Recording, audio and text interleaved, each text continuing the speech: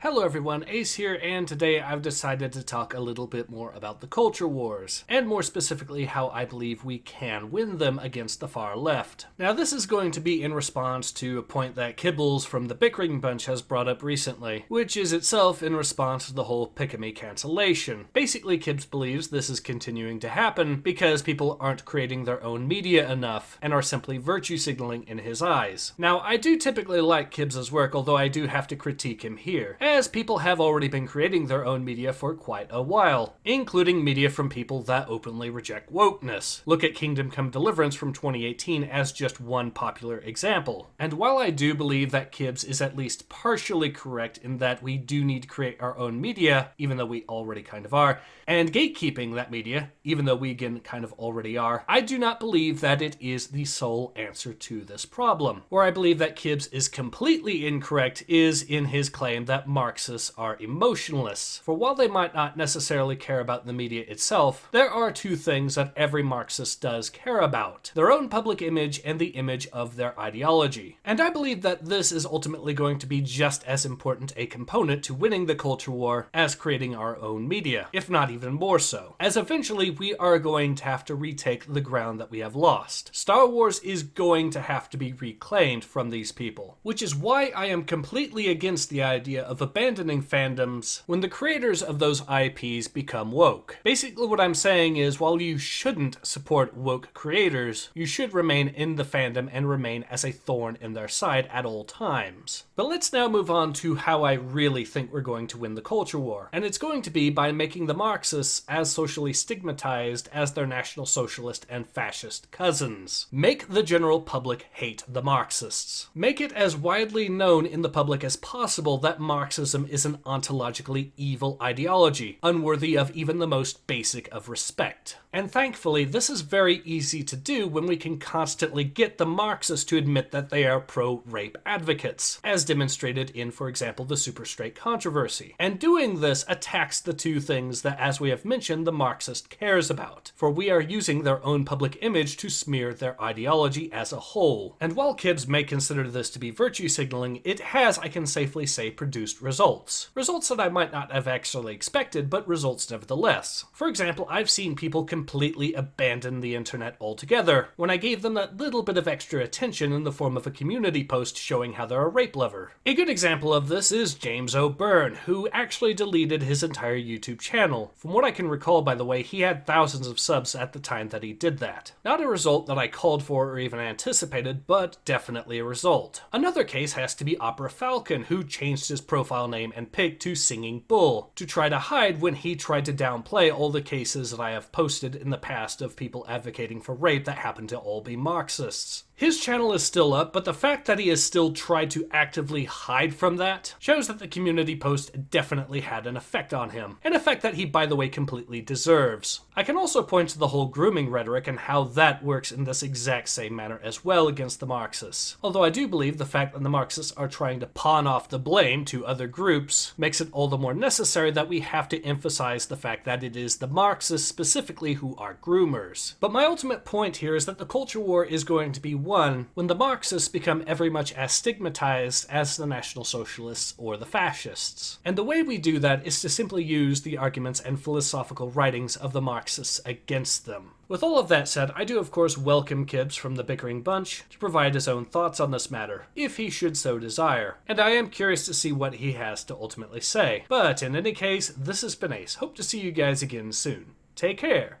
Ace out.